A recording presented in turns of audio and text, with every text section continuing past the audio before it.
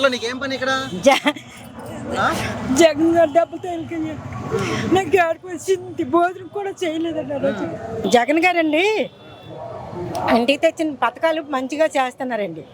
మంచిగా చేస్తుంటే వాలంటీర్లకి ఆపేసి ఆ రోజు ఇక్కడికి వచ్చి చాలా బాధలు పడ్డామండి. అందు గురించే జగన్ గారు ఇక్కడ కావాలని నేను అనుకుంటున్నానండి. జై జగన్ అండి.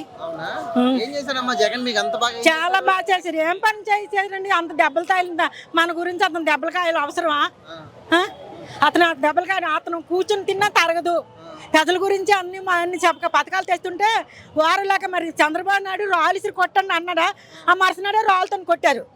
మరి పవన్ కళ్యాణ్ అంటే తొంగలోని కొప్పిమంతండి. ఎందుకండి? మాకు ఓటేయండి ప్రజలారా, మాకు గెలిపించండి అనాలి, కానీ ఇలాంటి పనులు చేయకూడదు కదండి. అందుకే నేను మీడియాలో జగన్ గారు కూడా కలవాలనుకున్నాను, కానీ జగన్ గారు కలలేము. జగన్ గారు అందరితో చాలా బాగా చేస్తుండ్రండి.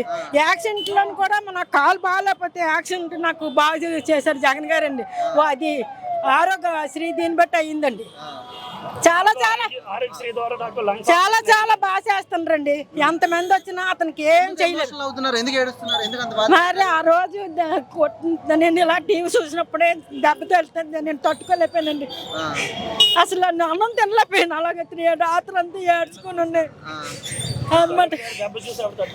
తట్టుకోలేము. ఎవరితో చెప్పుతాం? బయటకు వచ్చి ఎవరితో చెప్పుకోలేము కదా.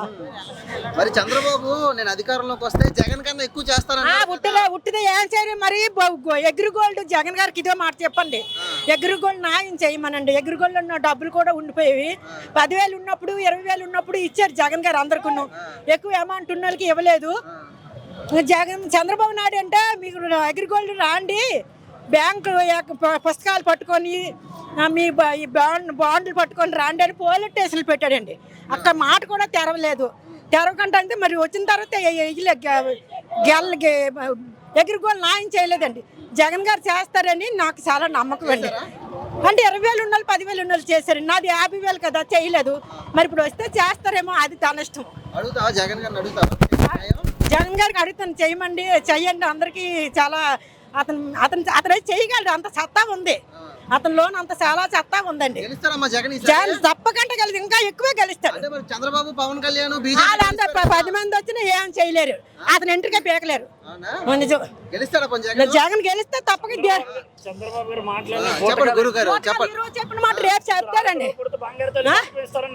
ఈ రోజు చెప్పిన మాట రేపు చెప్పరండి.